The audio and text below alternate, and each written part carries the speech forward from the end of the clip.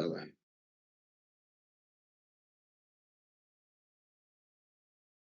Inflamasi auricula ya. Lanjut.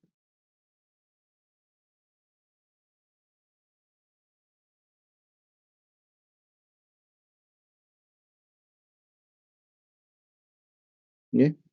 Ini sudah belum, Man?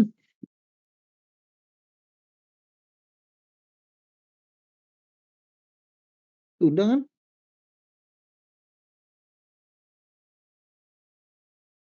Belum ya?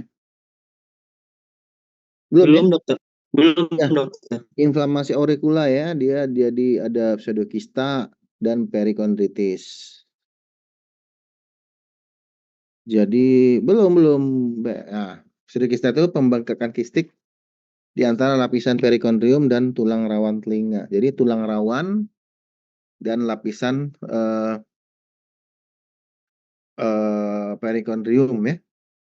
Nah, di antaranya itu jadi ada benjol, misalnya kalian pernah ketemu nggak di telinganya itu ada benjol bengkak, dia ada dipegang tuh fluktuasi banget, isinya biasanya darah ataupun cairan serus ya. Kalau perikondritis itu radang pada tulang rawan, biasanya karena infeksi, non infeksi virus juga bisa. Next. Nih etiologinya, pseudokista ini biasanya karena orang yang sering pakai helm terlalu jepit, jadi dia menekan gini, jadi space antara kulit dengan tulang rawannya itu ada peregangan. Di situ akan terisi cairan. Sedangkan perikondritis ya trauma. Sama aja sih. Etiologinya karena trauma, karena infeksi kulit, daun telinga, dermatitis apa kontak ya, gigitan serangga, bisul, bekas tusukan, piercing dan sebagainya ya. Lanjut. Nih ya, daun telinga bengkak, eritem, perikondrium terangkat, kaku, dapat nanti ada gambarnya. Pseudokista lunak dan tidak nyeri. Pseudokista itu khas, misalnya orang kena pukul, nanti ada benjolan bengkak, nanti di sini isinya darah ataupun serus. Lanjut. Nah, ini perikondritis ya. Dia biasanya gatel, sakit, nyeri, panas kalau dipegang. Dia bengkak, dia tidak ada eh, fluktuasinya tidak ada. Lanjut. Nah, ini pseudokista. Nih, ya. Kelihatan bengkak itu ya. Saya nggak bisa pakai pointer di sini ya. Nggak bisa ya. Nggak bisa, dokter. Oke. Itu kelihatan kan bengkaknya itu ya. Coba tunjuk pakai pointer, kamu bisa nggak nih? Nah, atas lagi. Nah, itu dia. Coba kamu bulatan itu. Nggak. Pakai itu aja, pakai pointernya, pakai uh, panah itu. Ah, itu dia. Itu kalau dipegang, itu lembut sekali. Ya, next. Ya, ini tata laksana perikondritis, antibiotik, fluoroquinolone, ya, ciprofloxacin. Insisi bila terdapat, kalau abses dia baru diinsisi ya. Diberi demang boleh ya untuk membuang jaringan kartilagu. Dia biasanya ada jaringan nekrotik di situ. Lanjut. Salah pseudokista ya, diaspirasi, ditusuk pakai spet, disedot sebanyak-banyaknya. Jadi akan kempes dia. Tapi jangan lupa dibalut tekan. Dibebat tekan, boleh pakai gips, boleh pakai kasa, boleh dijahit kancing. Lanjut next. Nah, ini jahit nih. Dijahit supaya kulitnya dengan tulang rawannya itu tidak ada space. Dia kalau ada space kayak gini, dia akan masuk lagi, cairannya terisi lagi, makanya harus rapet. Oke, itu ada gambar ya. Next, selesai nih rasa. Nih pengobatannya ya. Ini komplikasinya bisa jadi cauliflower ear, ya. Bisa banyak lah komplikasinya. Bisa dibaca nanti. Next. Thank you. Oke. Satu materi kita selesai. Ada pertanyaan nggak sampai sini?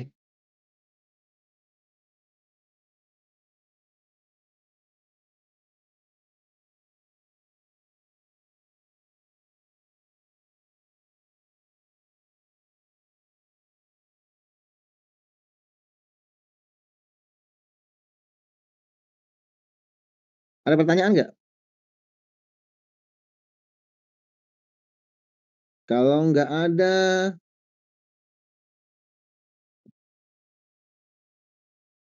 lanjut.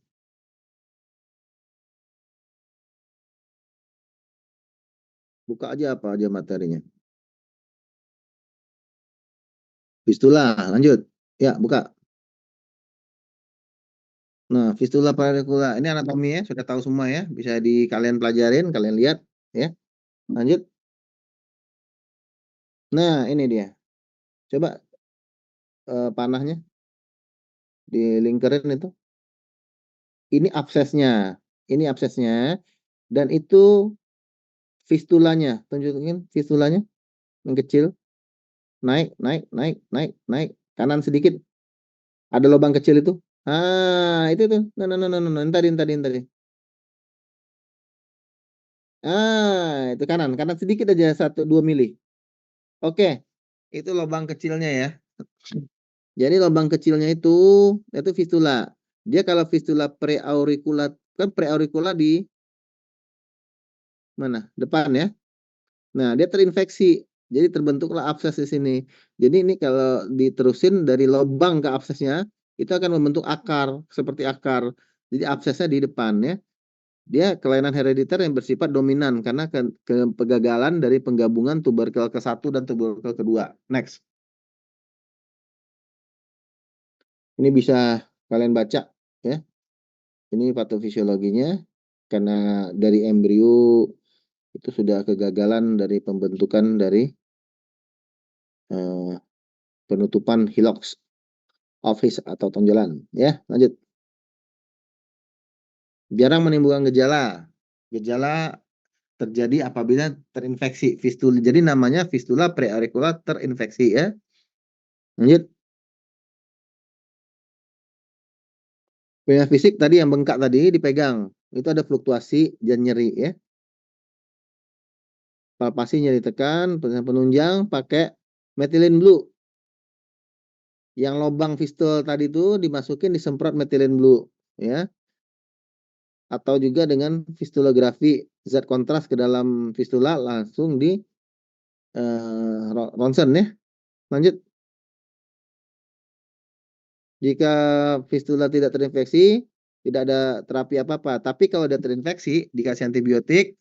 Kalau abses, di drainase absesnya dikeluarin di insisi, ya.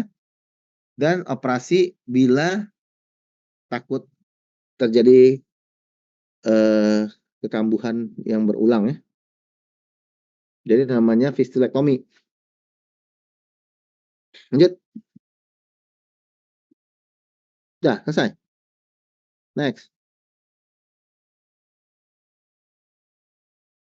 Ngerti nggak, Dek?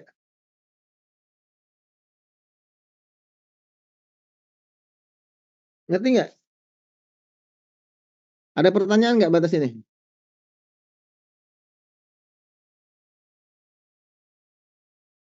Hmm?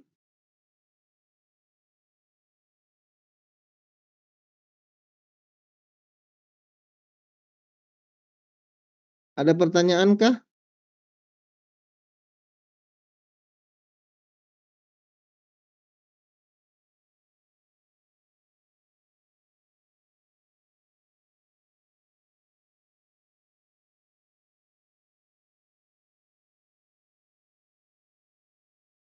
Halo,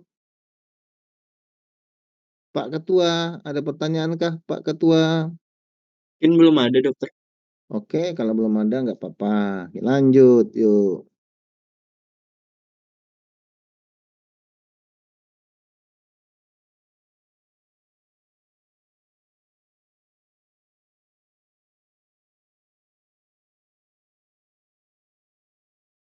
Ini serumen, so dipelajarin juga, tapi nggak apa-apa lah. Ntar ya.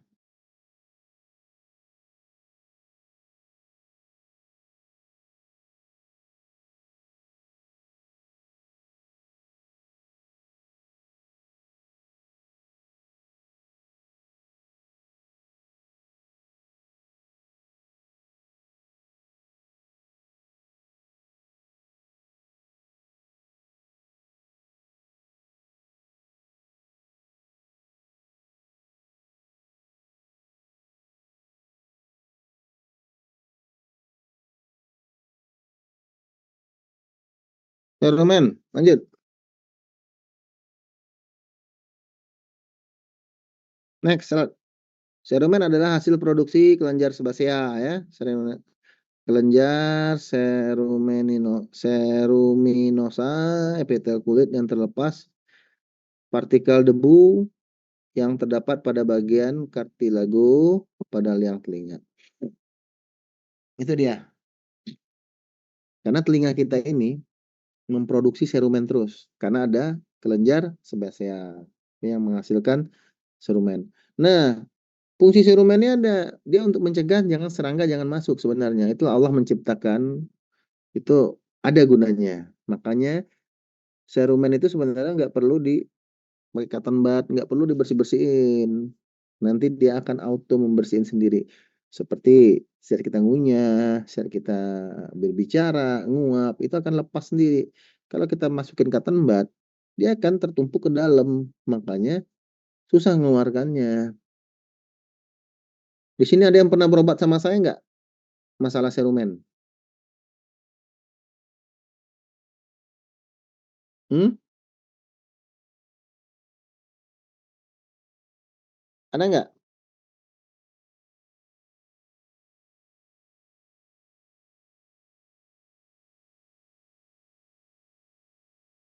Ada nggak? Ada kemarin. Ada yang berobat sama saya ya. Dia sering pakai cotton bud kayaknya Mbak itu. Lupa saya namanya siapa. Oke, lanjut. Nah, tuh faktor yang menyebabkan serumen terkumpul.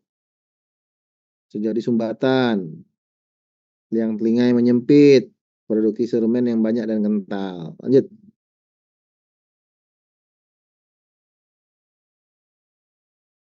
Tuh, saat serumen itu akan keluar sendiri ya. Di saat rahang kita bergerak atau berbicara menelan. Serumen berjalan pelan-pelan, serumen keras sulit dikeluarkan sehingga menyebabkan gangguan kanalis, auditoris externus, sehingga menyebabkan serumen prop atau impact serumen dan telinga terasa penuh dan pendengaran akan menurun. Lanjut.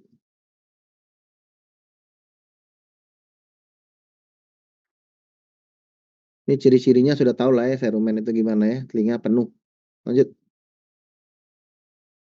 Nih pada otoskopi terdapat. Nah, ini gambaran serumen. Ya. Kalau di garpu tala hasilnya tuli konduktif, ya. Lanjut. Tuh. Lanjut. Ini setelah diekstraksi. Ekstraksinya bisa dengan dua cara. Bisa dengan dispuling. Dispul pakai air hangat plus minus 1 derajat dari suhu tubuh, atau diekstraksi pakai ekstraktor atau di suction ya. Lanjut. Kalau dia keras sekali, kita lakukan ditetes dulu. Ditetes dulu dengan pelembut kotoran ya. Mulai dengan H2O2, Debrox atau Cerumenex. Oke, tuh aplikator. Ini kalian dengan di koas nanti diajarin ya. Lanjut. Nah, ini cara spooling ya. Spooling itu tidak boleh langsung ke eardrum. Tidak boleh langsung ke membran timpani. Ya, irigasi itu disemprotkan ke arah atas. Atas, ini liang telinga, jadi tembakan ke arah atas. Itu seperti gambar 1. dia akan keluar lagi ke bawah. Oke? Dia akan keluar dan pelan-pelan aja. Zer, zer gitu biar pasiennya merasa nyaman. Lanjut. Terima kasih. Lanjut lagi.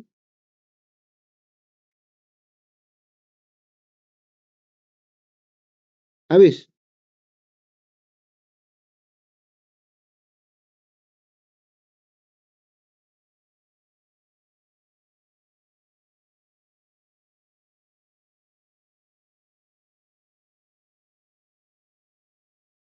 Habis. Nih, lewatin aja next. Nanti. Lanjut. Next. Dia lanjut aja yang trauma aurikularnya lanjut. Enggak usah dulu. Enggak usah dulu.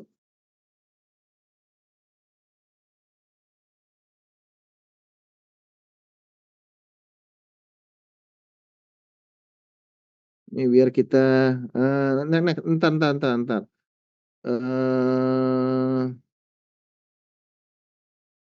Perforasi. Kita otitis media akut dulu ya.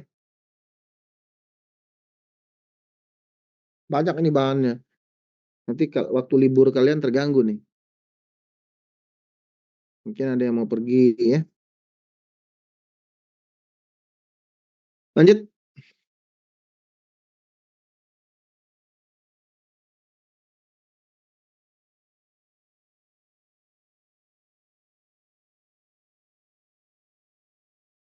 Sebabnya adalah sumbatan dari adalah ISPA. Pada anak-anak sering pilek ya. ISPA sehingga pencegahan infeksi itu susah terganggu, infeksi naik ke atas ya, biasanya sering pada bayi dan anak-anak dari golongan enggak lah, orang-orang tajir juga sering main nih. Lanjut. Nih penyebabnya ya, yang paling banyak itu adalah Staphylococcus pneumoniae, Haemophilus influenza, itu yang paling banyak, yang lain itu jarang ya. Lanjut. Paling sering gangguan fungsi tuba ya. Kenapa? Karena tuba eustachius anak-anak tuh pendek dan bentuknya horizontal. Jadi dari hidung ke telinga itu langsung garis lurus. Sehingga dia langsung gampang terinfeksi. Kalau orang dewasa dia berbentuk seperti huruf S. Lanjut. Lanjut. Ya, nih pada bayi anak-anak suhu tubuhnya itu tinggi dulu. Langsung 39,5. Anak susah tidur, rewel di malam hari. Malam hari nggak bisa tidur. Oh, nangis-nangis. Karena sakit. Dan pecah. Keluar congeknya. Dan di saat dia keluar nyongek, suhu tubuhnya akan turun dan rewelnya akan menghilang. Di saat itu dia mencari dokter THT. Ya. Kenapa anak saya nih dok, telinga anak saya congekan? Iyalah, anak ibu pilek tapi ibu nggak kasih obat. Jadi makanya kalau anak pilek jangan diabaikan, segera kasih dekongestan atau lihat gejalanya. Mencegah jangan terjadi homa ya. Lanjut. Nah, ada 5 stadium. Stadium eklusi, hiperemis, supurasi, dan perforasi. Jadi pada stadium oklusi tuba, jadi tubanya itu akan terjadi retraksi pada membran timpaninya membran timpani itu kan gini tuh. Ya kan? Gini. Dia karena adanya tekanan negatif gara-gara gangguan fungsi tubanya tadi. Fungsi tuba terganggu nih. Nah, terjadi di telinga tengah itu terjadi tekanan negatif sehingga membran timpaninya akan tertarik ke dalam. Lama-lama terjadilah pada pemeriksaan fisiknya refleks cahaya pada gendang telinga itu akan menghilang. Karena jadi perubahan. Kalau kayak gini di center refleks cahayanya membentuk di jam 7 atau jam 5. Tapi begitu dia kempot gini, cekung, refleks cahaya kan berpendar. Itu prinsip cahaya ya, pantulan. Nah, di saat itu stadium oklusi. Kalau hiperemis, lama-lama di pembuluh darah di sini, di gendang telinga terjadi vasodilatasi. Makanya dia merah, hiperemis. dan anaknya akan nyeri banget. Dikasihlah antibiotik, anti nyeri, dan dekongestan. Pada stadium supurasi yang tadinya hiperemis, jadi dari kapiler pembuluh darah itu terjadilah transudasi cairan. Keluar cairannya dari kapiler tuh ekstravasasi ya. Keluar dari kapilernya yang awalnya cairannya tuh awalnya transudat berubah menjadi eksudat. Nanah berkumpul. Lama-lama bulging. Membran timpaninya bengkak. Disitulah anak-anak tadi malam-malam dia akan terasa nyeri sekali di saat malam hari. Oh, sakit banget. Dan masuk stadium berikutnya, dar, perforasi, pecah. Anaknya mulai tenang. Kasih obat lah, datang ke dokter THT, dikasih ear toilet, dikasih antibiotik sistemik, obat pilek, dan lama-lama sembuh. 1 minggu sembuh, terjadilah resolusi. Oke, next. Ini sudah semua nih. Nah, ini oma hiperemis, ini yang bulging, stadium supurasi. Ya, ini bulging, ini bengkak nih. Ya, lanjut. Nah, yang supurasi ini yang bawah nih, kelihatan nih. Ini supurasi, hiperemis. Nah, ini perforasi, dia bocor, terjadilah congean. Ya, lanjut. Kalau supurasi, back. Supurasi ini terapi utamanya adalah miringotomi. Dilakukan insisi pada kuadran posterior inferior. Kenapa dilakukan insisi pada posterior inferior? Karena kalau di anterior itu banyak struktur-struktur penting seperti tulang pendengaran. Jadi kalau kamu insisi di situ nanti kena. Jadi yang paling aman, yang paling kosong itu pada posterior inferior. Lanjut, lanjut. Ini sudah semua, sudah lanjut.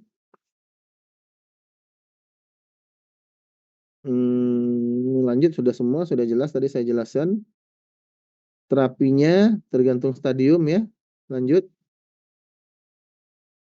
stadium supurasi ini dilakukan miringotomi ya. Lanjut, ini stadium-stadium tadi sudah saya jelaskan. Nah, bila tidak dimiringotomi pada stadium ini, membran timpani akan pecah sendiri dan keluar nanah. Ya, kalau dilakukan miringotomi, luka insisi akan menutup kembali. Bila pecah berantakan, itu rupturnya tidak akan mudah menutup kembali. Ya, karena pecahnya udah berantakan. Ini kalau dimiringotomi, pecahnya tuh insisi itu garis itu seret gitu. Dan 2 hari aja, 1 hari aja dia akan menutup lagi. Tapi kalau perforasi kayak gini, gimana menutup? Dia sudah kehilangan jaringan, harus ditambal. Lanjut. Ini terapinya, lanjut. Sudah semua? Sudah. Stadium perforasi, terapinya cuma H2O2 ya. Perforasi, stadium perforasi, cucinya dengan di ear toilet dengan H2O2 dan antibiotik sistemik. Oke? Jangan yang lain simptomatis berdasarkan gejala. Lanjut. Udah, nih lanjut. Lanjut. Oke, masuk ke OMSK coba.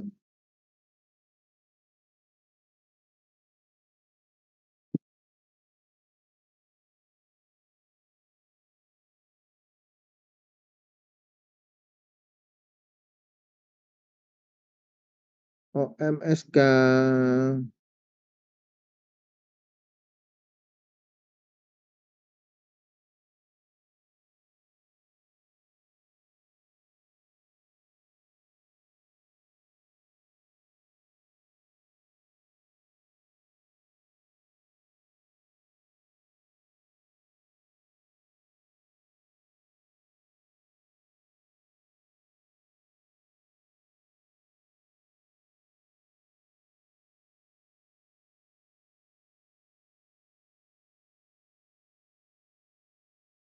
Oke,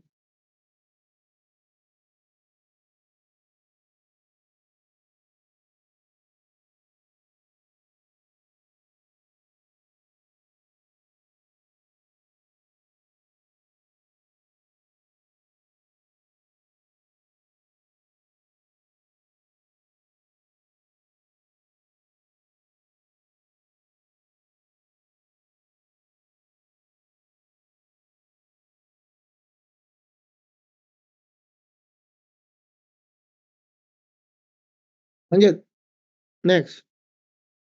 Jadi dari yang resolusi tadi, OMA yang resolusi, kalau dia udah dikasih obat-obatan, yang membran timpani yang perforasi tadi, tapi dia gagal resolusi, resolusinya tidak berhasil dalam 2 bulan, dia akan terjadilah OMSK, sambungan dari OMA tadi. Ini terjadi OMSK, ya.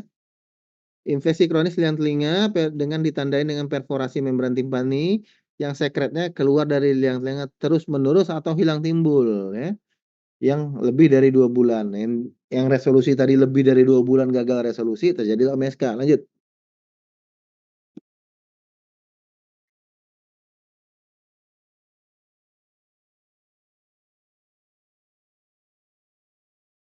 Ini patofisiologinya sudahlah yang bisa baca sendiri nanti sama aja tadi. Ini OMA, ini ada OME. Nanti OME saya jelasin. OME, ya. Ini dari OMA. Dari OMA tadi patofisiologinya OMA, kenapa jadi OMSK? Ya itu tadi gagal resolusi, ya. Tapi kamu harus tahu dulu patofisiologinya si OMA tadi gimana? Gangguan fungsi tuba. Semua itu adalah penyebabnya disfungsi tuba. Oke, lanjut. Jangan salah, orang diet juga bisa menyebabkan OMA. Dia terlalu ketat. Kenapa? Dia kehilangan lemak di penyokong tubanya. Jadi sehingga terjadi gangguan fungsi tuba. OMSK atau ada yang dua, ada yang benign, ada yang maligna. Ya, kalau yang benign itu tidak ada perforasi, tidak ada perforasi, sorry, ada perforasi di sentral, ya, terus tidak ada kolesteatum. Sedangkan kalau yang maligna, tipe ganas, ya, perforasinya di atik, marginal, dan terdapat kolesteatum, ya. Dan semuanya itu bisa tenang, bisa aktif. Lanjut.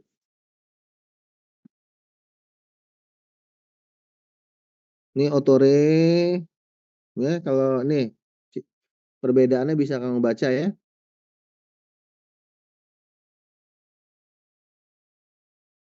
Ini bisa dibaca. Ini harus tahu kamu perbedaan benign atau malignan. Lanjut. Ya, keluar cairan dari telinga lebih dari 2 bulan. Riwayat penyakit sekarang, keluar cairan dari telinga bersifat mukus atau purulen, berbau atau tidak. Ya, ada nyeri telinga, penurunan pendengaran. Penurunan pendengaran pasti dia tuli konduktif. Dicanya, riwayat penyakit dahulunya ada enggak? ISPA, pilek, korek-korek liang telinga, ya. Ya. Oke, lanjut.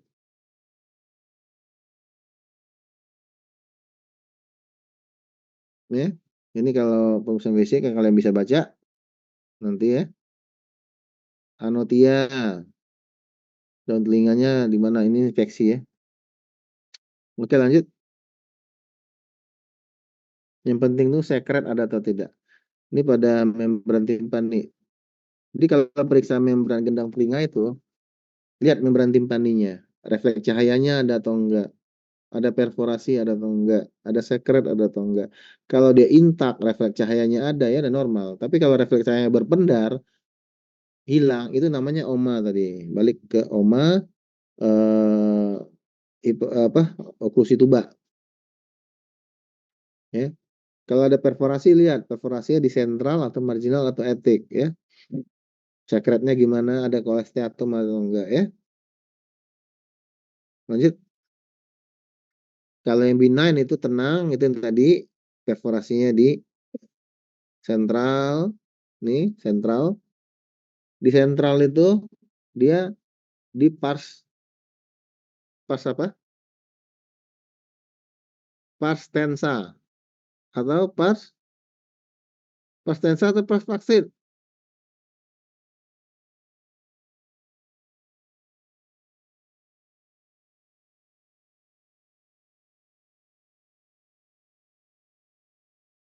Di pars tensa, ya. Kalau di pars flaccid itu biasanya tipe bahaya. Lanjut. Nah, nih, sorry. Baik. Ini di bawah 20% di hilang perforasinya. Tapi yang sebelahnya subtotal 90%. Ini di sentral juga. Ini termasuk perforasi sentral karena masih di pars tensa. Lanjut. Nih sentral. Ini sentral nih kayak gini nih perforasinya. Ya, nanti kalian lihat etik. Coba etik. Next.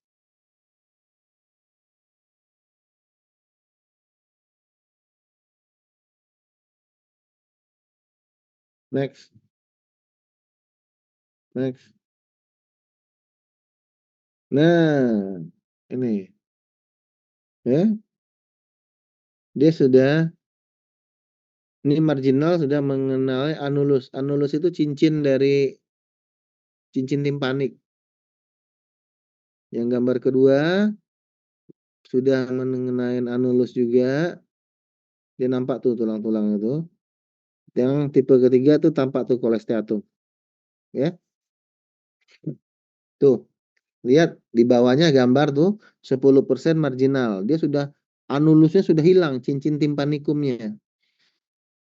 Yang sebelahnya gambarnya total, tapi anulus timpanikumnya juga hilang. Kalau anulus timpanikumnya masih ada, yang 90% tadi itu sentral. Tapi kalau sudah mengenai anulus timpanikumnya, berarti dia marginal. Oke, lanjut. Ini etik. Etik itu membran timpani kelihatan utuh, tapi di atas itu ada perforasi. Oh, ini bahaya. Tipe bahaya. Harus segera dievakuasi jaringan patologisnya. Lanjut. Lanjut. Ini kalau hasil dari rinenya itu negatif ya. Pada Webernya lateralisasi ke telinga yang sakit. Ini konduksi, intinya tuli konduksi ya. Next. Tata laksananya air toilet intinya. Kasih antibiotik oral, sistemik ya. Intinya air toilet, sistemik dan kasih obat pilek kalau dia ada pilek ya. Kalau tipe bahaya di mastoidektomi dengan atau tanpa timpanoplasti. Timpanoplasti itu adalah ditutup. Membran timpaninya ditambal. Tujuannya sebenarnya adalah untuk membersihkan jaringan patologis yang ada di dalam tadi. Si kolesteatum dan sebagainya itu tadi. Oke, lanjut. Lanjut nih, kalian nggak usah. Oke. Batas ini ada pertanyaan nggak? Saya rasa kamu agak ini nih, agak nggak ngerti nanti. Ngerti nggak? Ya, terlalu cepat ya?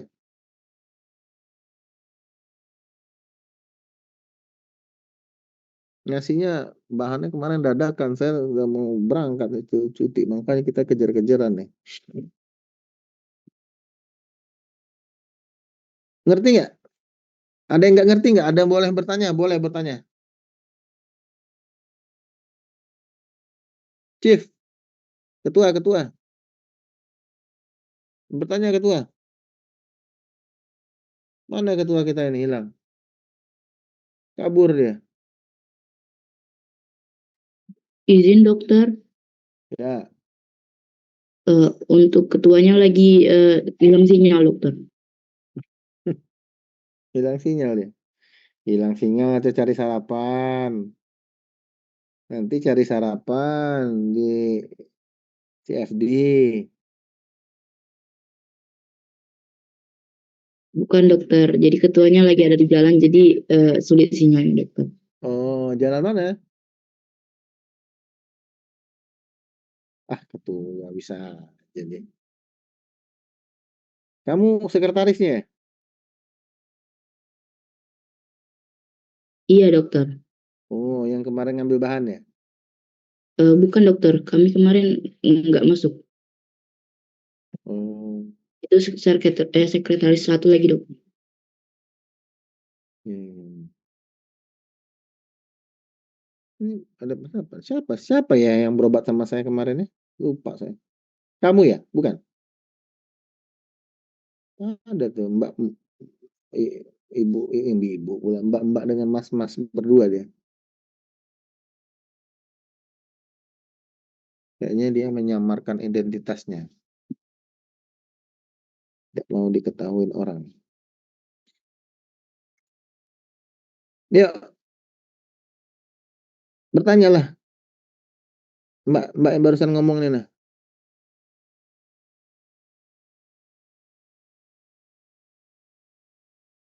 Tanya apa aja deh, bebas.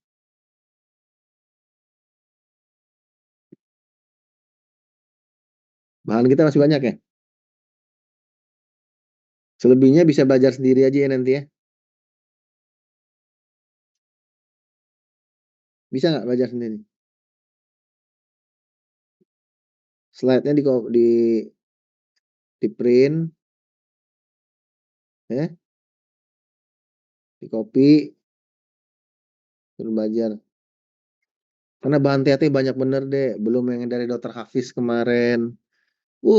Itu lagi. Apa? Apa itu? Embriologi. Ya nggak? Dokter Hafiz kemarin.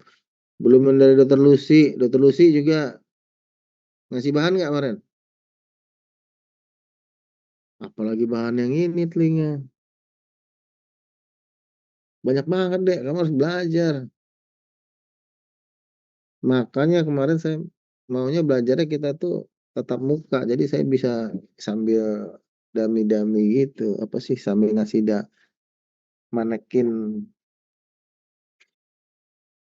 Ya, ayo tanya Mbak.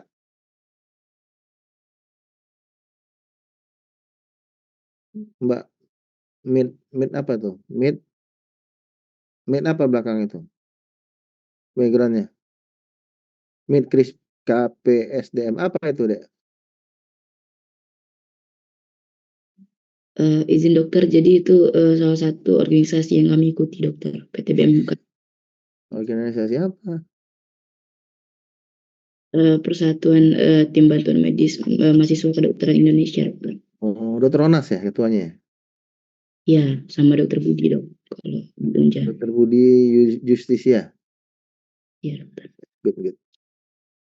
Mantap. Ada pertanyaan? Ya, kamu. Izin dokter, mungkin kami nanya aja terkait edukasi tentang terkait serumen gitu, dokter. Itu biasanya berapa bulan sekali bagusnya untuk pemeriksaan telinga gitu, dok? Tidak boleh. Kamu tidak boleh. Tuhan itu ya menciptakan sesuatu itu pasti ada gunanya, Dek. Nggak mungkin. Dia di situ ada kelenjar serumen, menghasilkan serumen. Awalnya minyak yang dikeluarkan. Tuhan itu menciptakan, itu kan baunya khas. Jadi kalau kamu tidur, serangga itu nggak bisa masuk. Karena baunya itu serangga nggak suka. Jadi kalau kamu bersihin terus, telinga kamu itu entah pakai cotton bud, pakai peniti, entah pakai yang kemarin saya bilangin apa, jepit rambut yang cewek itu yang hitam itu cepat. Entah pakai apalah obeng, entah pakai apa, pokoknya itu itu nggak boleh memasukkan apapun ke liang telinga itu nggak boleh. Jadi si serumen itu bakal numpuk ke dalam ataupun jadi OE dia nantinya. Biarlah dia auto heal, auto clearance sendiri. Jadi saat kita ngunyah, dia akan lepas sendiri secara alami. Dan ya kalau mau dibersihin ya 6 bulan sekali itu udah 6 bulan sekali ke dokter yang bisa membersihkan telinga. Misalnya dokter umum, ada teman kamu dokter umum, datangi dokter umum. Mau ke dokter THT, datangi dokter THT.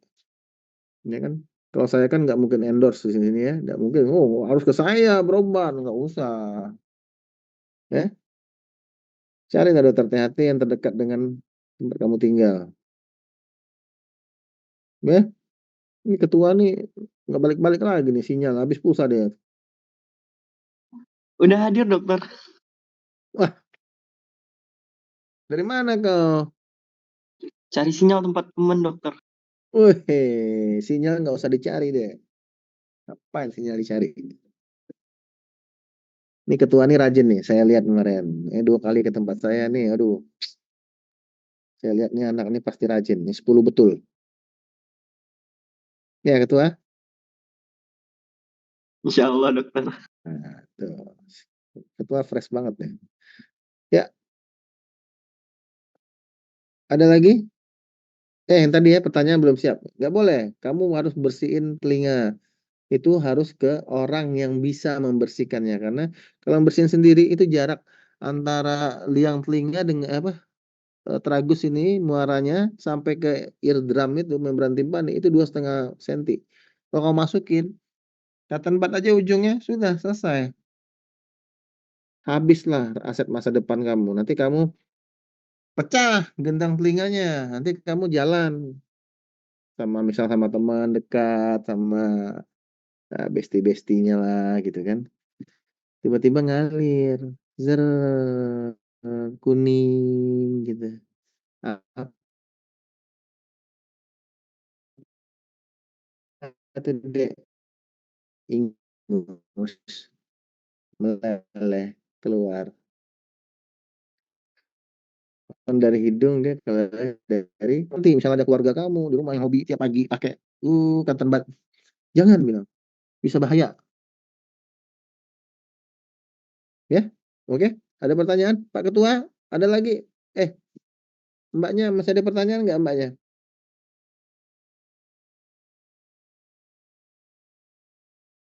Mbaknya siapa namanya tadi? Izin dokter, nama kami Sandrina Ratu Rahma dokter, tapi dipanggilnya Ratu ya, Mbak Ratu. Ratu ya. Ada pertanyaan Mbak Ratu? eh, Lagi.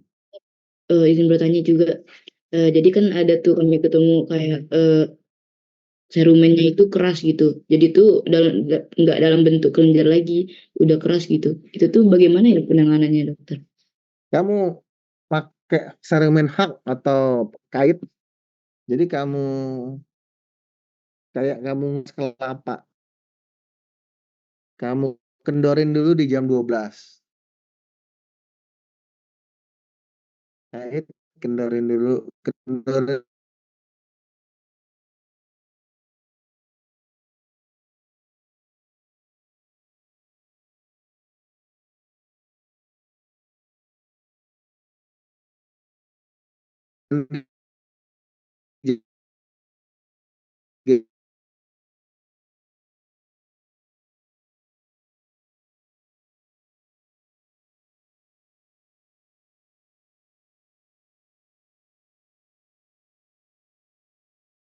3 sampai 5 hari.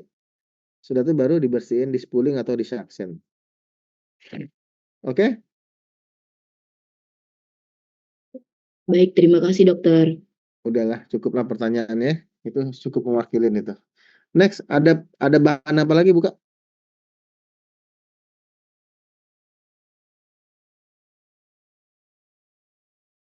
Kita sebentar aja lagi, satu bahan lagi lah ya. Selebihnya ini bisa dibaca timpanosklerotik, mastoiditis, cholesteatum. Sebelumnya ada apa? Sebelumnya sudah ya? Sudah semua ya?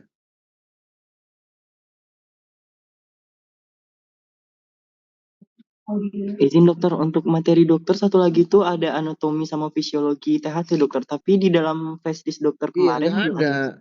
Saya juga cari-cari bahan itu. Kok kemarin nggak ada gitu ya. Apa hilang karena virus? Tapi kamu bisa baca di buku hijau lah ya. Ada fisiologi ya. Itu jelas itu di buku hijau, kamu tinggal baca aja. Ya, sorry. I'm sorry to say. Ya, saya hilang bahannya. Ya, saya kayaknya sudah harus berangkat. Saya siap-siap. Ya, Baik dokter. ya. Kamu bisa baca ini, baca di print. Nanti kalau ada yang nggak tahu, nih, kalau ada yang nggak tahu, boleh kontak saya. Ntar ya, ntar.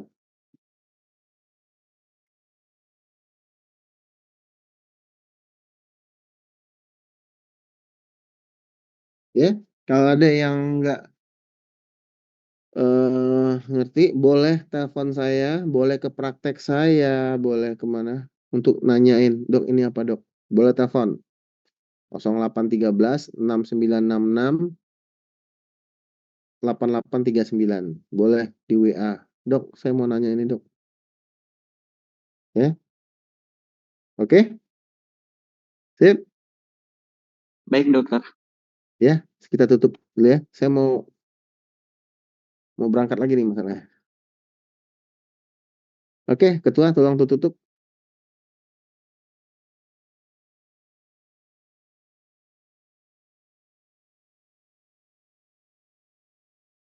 Ya, mungkin saya aja nutupnya. Ya.